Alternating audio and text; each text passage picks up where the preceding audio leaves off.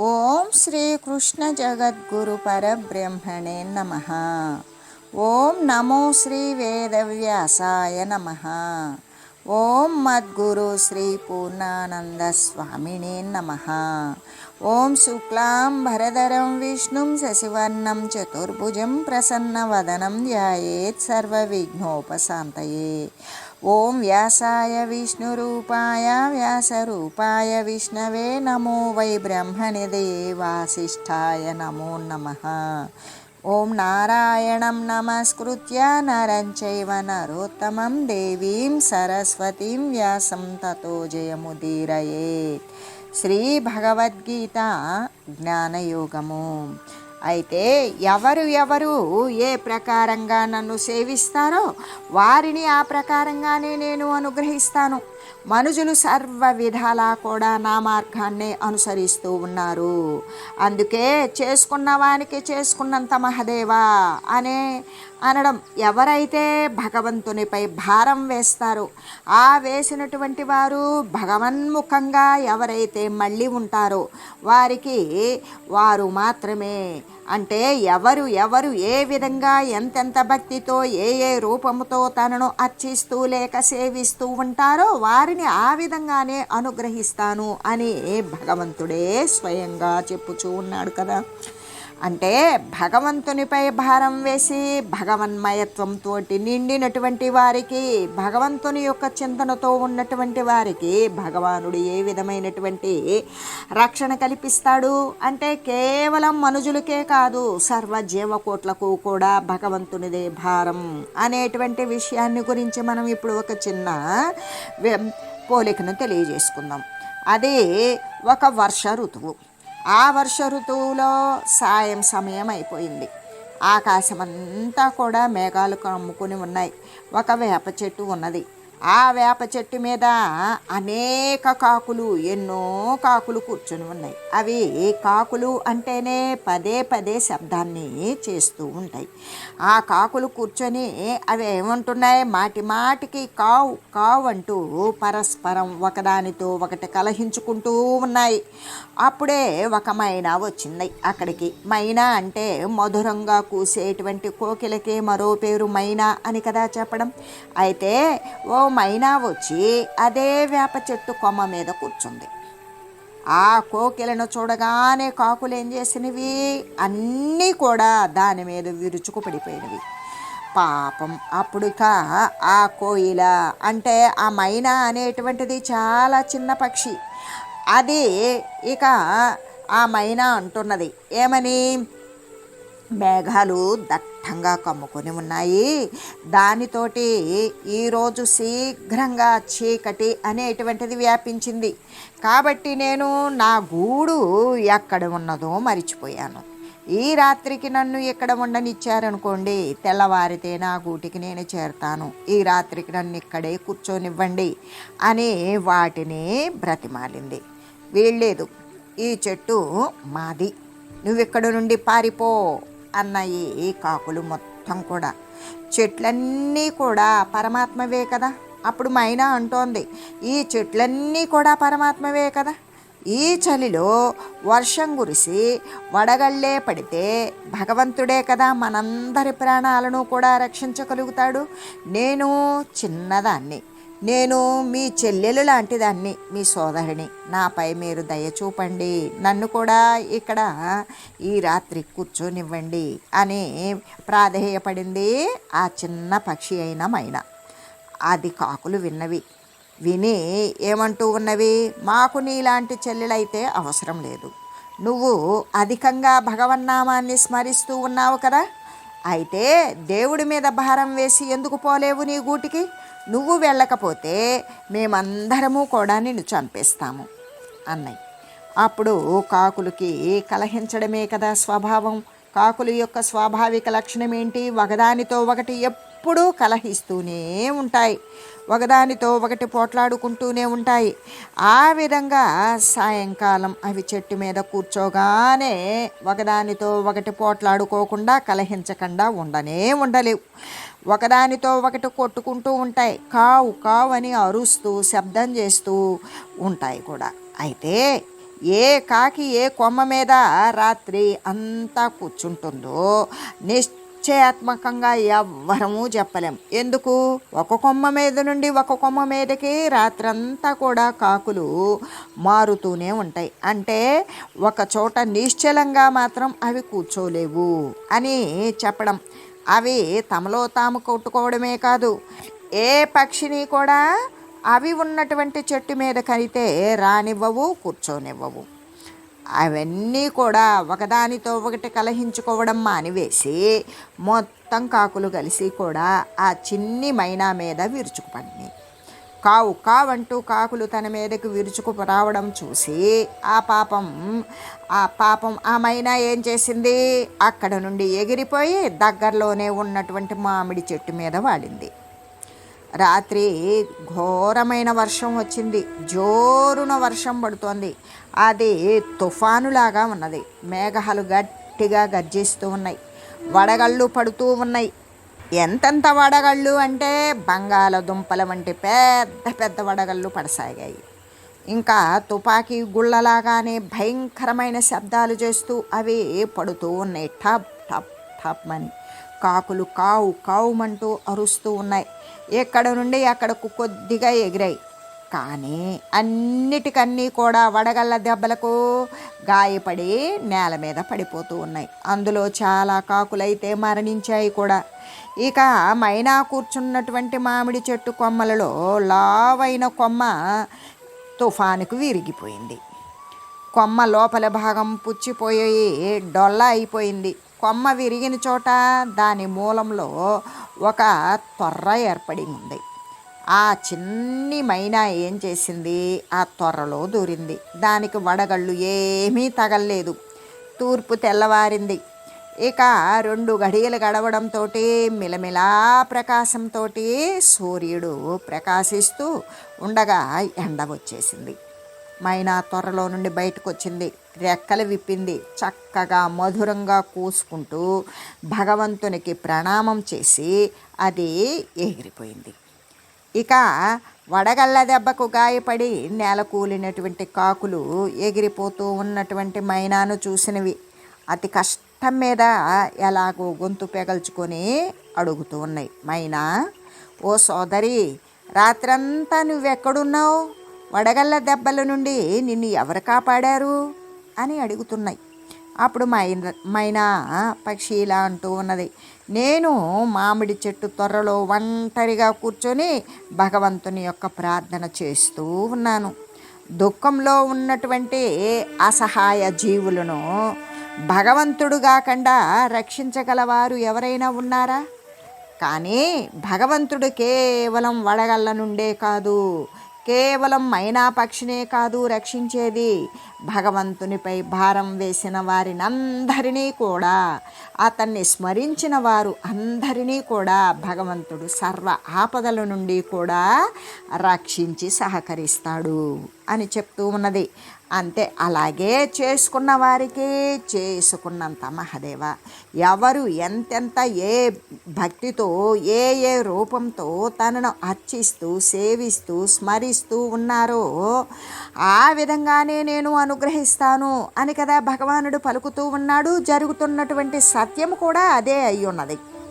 కల్పవృక్షం క్రింద ఉన్నటువంటి వానికి కోరుకున్నటువంటి కోరికలు తీరిన విధంగానే పరమాత్మ కూడా కల్పవృక్షము వంటి వాడే. ఆయన చెంతకు పోయి ఏది కోరితే దానినే ఇస్తాడు. ఏ ప్రకారంగా కోరితే ఆ ప్రకారంగానే ఫలితాన్ని ఇస్తాడు. ప్రాపంచక ఐశ్వర్యము కోరినా పారమార్థిక ఐశ్వర్యము కోరినా ఎవరైతే ఆయన చెంతకు చేరి ఆయన సామీప్యంలో ఉండి ఏది కోరితే ఆ ఫలితాన్ని పొందుతారు. ఎవరికైనా సరే ఇంత ప్రార్థిస్తూ ఇంత స్మరిస్తూ ఉండి కూడా ఉత్తమ ఫలితాలు కానీ మోక్షం కానీ కలగలేదు అంటే అది వారి యొక్క కోరిక దోషమే అవుతుంది, కానీ భగవంతునిది కాదు. ఎందుకు? వారు అటువంటి మోక్షాన్ని వారు కోరి ఉండలేదు కాబట్టి వారికి మోక్షాన్ని భగవానుడు ఇవ్వలేదు. ఎలాగంటే ఇప్పుడు పడవ ఉన్నది, ఆ పడవకు తెరచాప ఎత్తితేనే కదా పడవ కదులుతుంది. అలాగే భగవంతుని యొక్క అనుగ్రహము అనేటువంటి గాలి సర్వత్రా కూడా వీస్తూ ఉన్నప్పుడు జనులు తమ యొక్క హృదయాలు అనబడేటువంటి తెరచాపలను ఎత్తి దైవోన్ముఖంగా చేయాలి. అలా చేసినప్పుడు మాత్రమే జీవిత నౌకలు అనేటువంటివి పారమార్థిక చింతతో పురోగమిస్తాయి. ఎలాగంటే ఇనుముకు తుప్పు ఉందనుకో, ఈ యొక్క అయస్కాంతము ఆ తుప్పు పట్టినటువంటి ఇనుప ముక్కను ఆకర్షిస్తుందా? ఆకర్షించదు. అలాగే మనసు యందు విషయ మాలిన్యాలు, దృశ్య దోషాలు ఉన్నట్లయితే భగవంతుడు తన వైపుకు దానిని, ఆ మనసును ఆకర్షించుకుంటారా? ఆకర్షించుకోరు. కాబట్టి వారి వారి ప్రయత్నాల యొక్క తీవ్రతరాన్ని బట్టి ఆయా పరమార్థం యొక్క సత్ఫలితాలను భగవానుడు వారులకు కలగజేస్తూ ఉంటాడు. ఈ ప్రకారంగా భగవంతుడు భక్తుల ఎడల ప్రేమ దయ చూపటం వలన జనులు కూడా ఒకరి పట్ల ఒకరు అటువంటి ప్రేమను, సద్భావాన్ని కూడా ప్రకటించుకుంటూ ఉంటారు గొప్పగా. జనులు ఎప్పుడైతే భగవన్ మార్గాన్ని సర్వ విధాలా కూడా అనుసరిస్తూ ఉంటారు, లేక దైవ మార్గాలైనటువంటి కర్మము, భక్తి, ధ్యానము, జ్ఞాన మార్గాలనే జనులు ఆశ్రయిస్తూ ఉన్నారు అని కూడా చెప్పవచ్చు కదా. భగవన్ మార్గాన్నే సర్వ విధాలా అనుసరిస్తూ ఉన్నారు. అవి ఏమై ఉన్నాయి? దైవ మార్గాలు, కర్మ, భక్తి, ధ్యానము, జ్ఞాన మార్గాలు. వీటిని జనులు ఆశ్రయిస్తూ ఉన్నారని చెప్పవచ్చు కదా. కొందరైతే ఇతర దేవతలను ఎలా ఉపాసిస్తూ ఉన్నారో తెలియజేసుకుందాం. కాంక్షంతః కర్మణాం సిద్ధిం యజంతా ఇహ దేవతాః క్షిప్రం హి మానుషే లోకే సిద్ధిర్భవతి కర్మజ. కర్మల యొక్క ఫలప్రాప్తిని అపేక్షించు మానవులు ఈ ప్రపంచమున దేవతలను ఆరాధిస్తూ ఉన్నారు. ఎందుకు అంటే వారు చేసేటువంటి కర్మల యొక్క ఫలితాలను, ఏ కర్మను, ఏ క్రియను చేస్తూ ఉన్నారో ఆ క్రియ యొక్క ఫలితాలను కోరేటువంటి మానవులు ఈ ప్రపంచంలో దేవతలను ఆరాధిస్తూ ఉన్నారు. ఎలాగంటే కర్మఫల సిద్ధి, ఏ కర్మ అయితే ఫలాన్ని సిద్ధింపజేస్తుందో ఆ కర్మఫల సిద్ధి ఈ మనుష్యలోకంలో శీఘ్రంగా కలుగుతూ ఉన్నది కదా. అంటే తక్కిన లోకాల కంటే కూడా ఈ మనుష్యలోకంలో కర్మలకు ఫలసిద్ధి శీఘ్రముగా కలుగుతుంది అని చెప్పబడి ఉన్నది. తక్కిన లోకాలు అంటే స్వర్గలోకము కానీ, లేదు పాతాళ లోకము కానీ, ఈ యొక్క 3 లోకాలలో కూడా ఉండేటువంటి వాటి కంటే కూడా ఈ మనుష్యలోకంలో కాబట్టి జనులు సత్కర్మను అనుష్ఠించాలి. ఆ విధంగా జనులు సత్కర్మానుష్ఠాన పరులై ఉండేలాగా త్వరగా శీఘ్రంగా ప్రయత్నించాలి. ఇదే కదా కర్మానుష్ఠాన లోకము. ఎందుకు? ఏ కర్మ చేస్తే దాని యొక్క ఫలితం అనేది వెనువెంటనే ప్రత్యక్షమవుతుంది. కర్మఫల సిద్ధి అనేటువంటిది త్వరితంగా వస్తుంది. కాబట్టి తక్కిన లోకాలైతే ఇంచుమించు కర్మఫలానుభవ లోకాలే. అంటే ఇతర లోకాలు కూడా ఇలాగే కర్మ ఫలాన్ని అనుభవించేటువంటి లోకాలే అయి ఉన్నాయి. కాబట్టి అక్కడ మోక్షసిద్ధి కోసం ప్రయత్నించడానికి అంతగా వీలు పడదు. ఎలాగంటే నరకము అనేటువంటి వ్యాధికి, అంటే నరకము అంటే భవరోగమే, అనేక శరీరాలు ధరించడము అనేటువంటిది నరకము. ఎందుకు? ఎల్లప్పుడూ కూడా ఆక్రందిస్తూ ఉండేటువంటిదే కదా ఉపాధి తత్వము అంటే. అటువంటి భవరోగానికి ఈ మనుష్యలోకమునందే ఉత్తమమైనటువంటి అనుష్ఠానము చేసి, ఆ ఉత్తమమైనటువంటి అనుష్ఠానం ద్వారా చికిత్స గనక చేసుకున్నట్లయితే దేనికి? ఈ పుట్టడం అనేటువంటి రోగానికి, ఈ యొక్క జనన మరణాలు అనబడేటువంటి రోగానికి ఈ మనుష్యలోకమునందే ఉత్తమమైనటువంటి అనుష్ఠానం ద్వారా చికిత్స, వైద్యము అనేటువంటిది చేసుకున్నట్లయితే ఈ కర్మ యొక్క అనుష్ఠానమునకు అవకాశము లేనటువంటి తక్కిన లోకములను మరణానంతరము పొంది, అంటే ఈ తక్కిన లోకాలను పొంది ఇక భవరోగ పీడితుడు ఏమి చేయగలడు? అని అంటే భవరోగాల చేత జనన మరణ చక్రమునందు పరిభ్రమించేటువంటి వాడు ఇంకా ఏమి చేయగలుగుతాడు అని విష్ణు భగవానుడు పూర్వం గరుత్మంతుణ్ణి ప్రశ్నించాడు. కాబట్టి త్వరితముగా సత్కర్మలను వెనువెంటనే శీఘ్రముగా ఎవరికైతే భవరోగము నుండి విముక్తి చెందాలి అనుకునేటువంటి వాడు వెంటనే సత్కర్మములను ఆచరించాలి. గొప్ప గొప్ప పుణ్య విశేషమైనటువంటి కర్మలను ఆచరించి చిత్తశుద్ధిని పొందాలి. అటువంటి నిష్కామ కర్మని అనుసరిస్తూ చిత్తశుద్ధిని పొంది జ్ఞానం సంభవించిన తరువాత ఇక చిత్తశుద్ధిని పొంది జ్ఞానప్రాప్తి ద్వారా ఈ లోకమందే మోక్షధామము అనేటువంటిది అలంకరించడం శ్రేయస్కరమైనటువంటి విషయము కదా అని చెబుతూ, అంటే కర్మము యొక్క ఫలితం ఏమిటి, ఏ లోకంలో శీఘ్రముగా కలుగుతుంది అంటే మనుష్యలోకంలోనే కలుగుతుంది కర్మము యొక్క ఫలితము అని చెబుతూ, ఏ లోకంలో కూడా ఇంత త్వరితమైనటువంటి కర్మఫల సిద్ధి అనేటువంటిది జరగదు అనే చెబుతూ, భగవంతుడు తాను చేసేటువంటి జగత్ సృష్టి మొదలైనటువంటి కార్యాలు అన్నింటికీ కూడా ఈ కర్తృత్వరహితములుగా ఉంటాయి అని తెలియజేస్తూ, చాతుర్వర్ణ్యం మయా సృష్టం గుణకర్మ విభాగశః తస్య కర్తారమపి మాం విద్యకర్తారం అవ్యయం.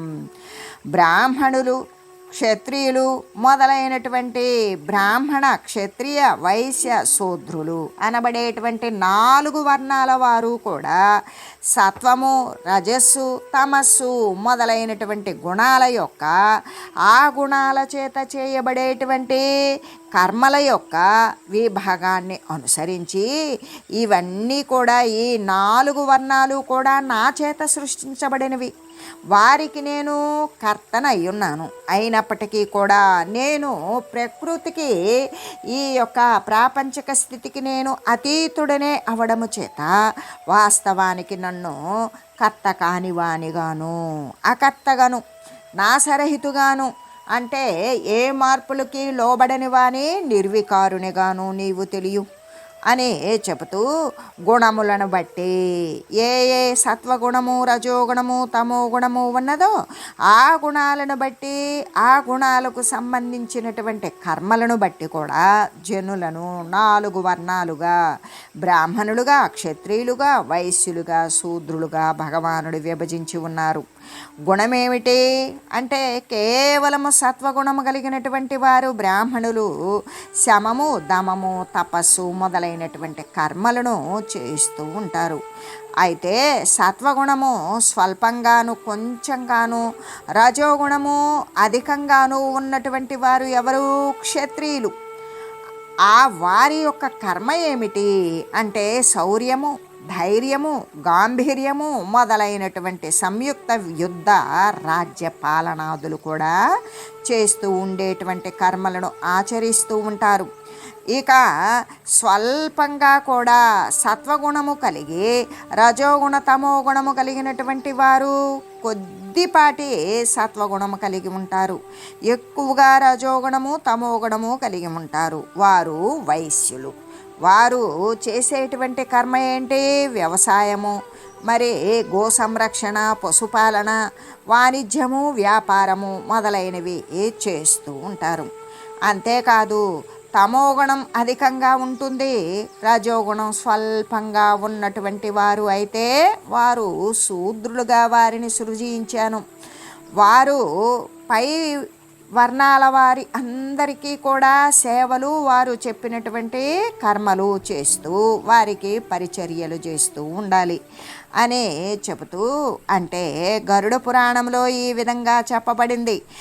ఇహైవ నరక వ్యాధిశ్చికిత్సాయ నకరోతి యః గత్వా నిరౌషధం దేశం వ్యాధిస్థః కిం కరిష్యతి. ఈ ప్రకారంగానే అంటే జనులను విభజించి భగవానుడు ఈ సృష్టి క్రియలు అనేటువంటివి ఆచరింపజేశారు. ఈ విధంగా అంటే బ్రాహ్మణులు క్షత్రియులు వైశ్యులు శూద్రులు శమము దమము తపస్సు యజ్ఞాలు బ్రాహ్మణుల కర్మ అయితే, మరి క్షత్రియుల యొక్క కర్మ శౌర్యము ధైర్యము గాంభీర్యము ఈ సంయుక్త సమస్త యుద్ధ రాజ్య పాలనాదులు అనేటువంటివి క్షత్రియుల కర్మము.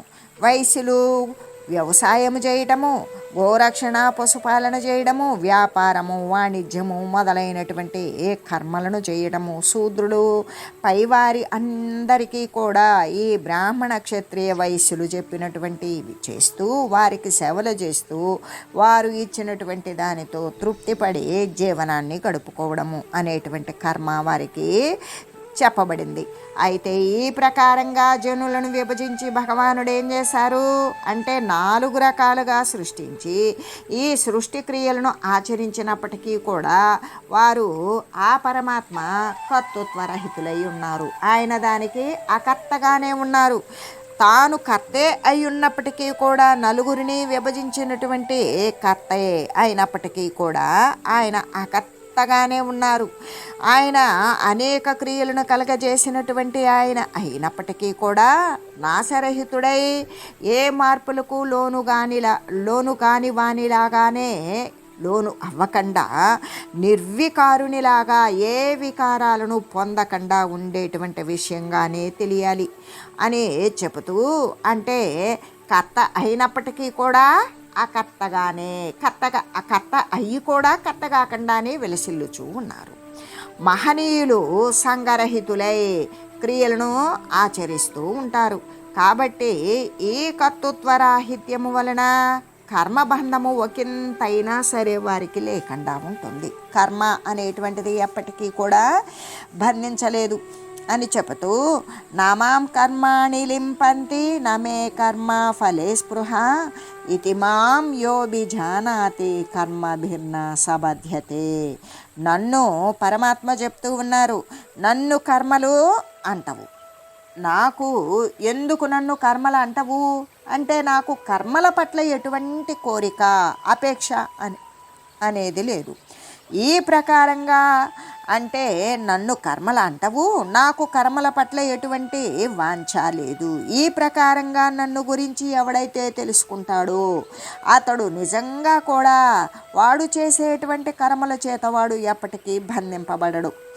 భగవానుడు ఏమని చెప్తూ ఉన్నారు, కర్మఫలాల యందు ఏమాత్రము అపేక్ష లేకుండా కర్మలను ఆచరిస్తూ ఉన్నారు అని తెలిసినప్పుడు ఆ విషయమైనటువంటి తత్వాన్ని గురించి విచారించి జ్ఞాన ఉపాసన కలిగినటువంటి వాడు మాత్రమే భగవానుడు కర్మఫలమునందు అపేక్ష లేకుండానే కర్మలను ఆచరిస్తున్నారు అని తెలిసినప్పుడు జీవుడు తాను కూడా ఎటువంటి అంటే కర్మ చేసినప్పుడు దాని యొక్క ఫలాపేక్ష అనేది లేకుండా, ఆపేక్ష ఆ ఫలము యొక్క సిద్ధిని పొందాలి అనేటువంటి కోరిక అనేది లేకుండా కర్మలను ఆచరించగలుగుతాడు. దాని యొక్క ఫలితంగానే అతడు ఇక కర్మలు చేయ మాత్రము అంటబడడు. అలా కర్మల చేత అంటబడకుండా అసంగుడై కర్మలను చేసేటువంటి వాడు ఆ కర్మ సంబంధమైనటువంటి బంధము నుండి ఎప్పుడో విడివడి ఉంటాడు. అంటే కర్మబంధ విముక్తుడు కాగలుగుతాడు అని చెబుతూ, అందుకే పూర్వమైతే ఎందరో ముముక్షువులు అంటే మోక్షతత్వాన్ని పొందాలి అనుకున్నటువంటి వారు పూర్వంలో గతంలో ఈ ప్రకారంగానే నిష్కామంగా అంటే ఏ కోరిక లేకుండా ఎటువంటి వాంఛలు కూడా లేకుండా కర్మలను ఆశ్రయించారు, ఆ కర్మలను ఆచరించారు. అలా కోరిక లేకుండా ఆచరించినటువంటి నిష్కామముగా కర్మలను ఆచరించి వారు శ్రేయస్సుని గొప్పదైనటువంటి మరి విషయాన్ని పొందారు అని కదా తెలియజేయడం. అలా తెలియజేస్తూ, ఏవం జ్ఞాత్వా కృతం కర్మ పూర్వైరపి ముముక్షుభిః కురు కర్మైవ తస్మాత్వం పూర్వైః పూర్వతరం కృతం. వాస్తవానికి తాను ఎప్పటికీ కూడా కర్త కానే కాడు. తనకు కర్మఫలమునందు ఏమాత్రము కూడా కోరిక అనేటువంటిది ఉండకూడదు, ఉండరాదు అని ఈ ప్రకారంగా భగవంతుని యొక్క కర్మ ఆచరణము ద్వారా తెలుసుకోవాలి. ప్రతి ఒక్కరూ కూడా కర్మ చేస్తూ కూడా ఆ కర్త అయి ఉన్నారు. కర్త అయ్యి తాను సర్వేక సమస్త కర్మలను కూడా అనుసరిస్తూ కూడా చేస్తూ ఉండి కూడా కర్మఫలాన్ని ఆశించకుండా ఉండేటువంటి భగవంతుని యొక్క కర్మాచరణం ద్వారా తెలుసుకొని, పూర్వమైతే ఎంతమందో మోక్షము చెందాలి అనుకునేటువంటి ముముక్షువులందరూ కూడా కోరిక లేకుండానే కర్మలను ఆచరించారు. కర్మ మాత్రమే చేసేవారు. ఆ కర్మ యొక్క ఫలితాన్ని గురించి ఏమాత్రము కల్పించుకునేటువంటి వారు కాదు, సంకల్పించేవారు కాదు. కాబట్టి నీవు కూడా ఓ అర్జున, నీవు కూడా కర్మ మాత్రమే చేయు. పూర్వుల చేత అటువంటి పురాతనమైన నిష్కామ కర్మమునే చేయు. ఏ విధంగా మన పూర్వులు అటువంటి కోరిక లేకుండా కర్మను చేశారు, పూర్వులు ఆచరించిన విధంగానే నీవు కూడా ఎప్పటిదో సనాతనమైన పురాతనమైన సృష్ట్యాది నుండి మహనీయులు అనుసరించినటువంటి ఏ నిష్కామ కర్మమైతే ఉన్నదో దానినే నీవు కూడా చేయు అని చెబుతూ, ఓం మంగళం పావన గీతామాత, జయ మంగళం భక్తజనావని బంధ విమోచనే, భవభయహారిణి భవ్యదాయిని మంగళం. ఓం మంగళం శ్రీ కురుక్షేత్ర రణక్షోణి విహారిణే, పార్థసారథి రూపాయ గీతాచార్యాయ మంగళం. ఓం మంగళం మహత్.